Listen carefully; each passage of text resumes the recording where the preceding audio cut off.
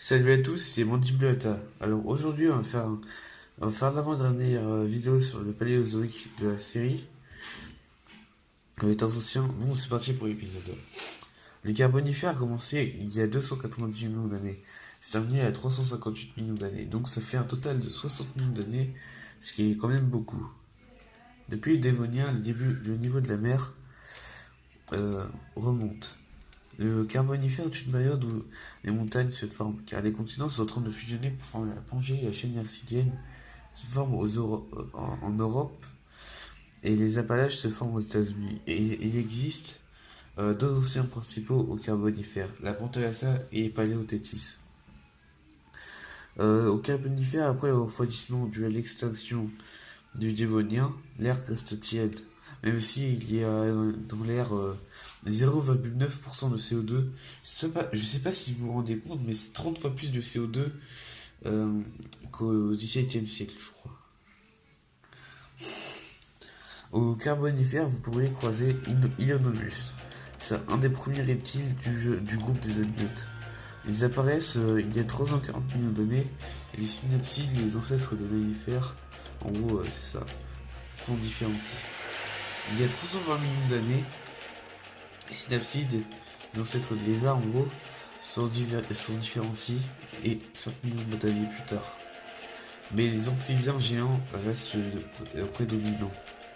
Au Carbonifère, il y a des arthropodes géants comme Arthropleura, un millipede géant de 2 mètres de long, Scorpius, un scorpion géant de 70 cm de long, du début du Carbonifère, et Meganeura, une libellule du Carbonifère de 75 cm d'envergure. Ce gigantisme s'explique par le fait que chez les arthropodes, plus il y a d'oxygène, plus ils grandissent. On parle quand même de 14% de plus d'oxygène qu'aujourd'hui. Au Carbonifère apparaissent les premiers vrais arbres. Aux côtés des fougères arborescentes, les arbres à graines commencent à doucement agrandir leur territoire.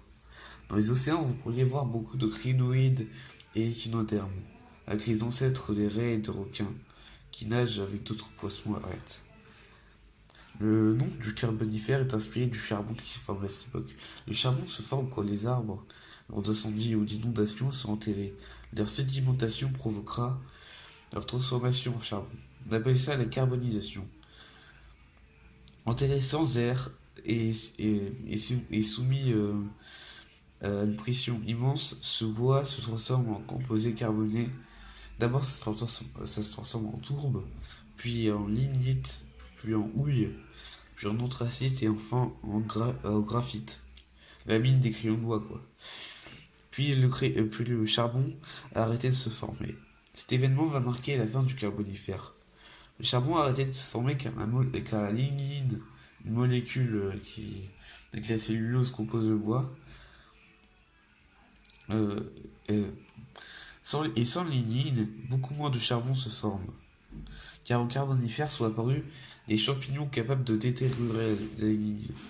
Et c'est le début du Permien qui suivra une période un peu plus désertique.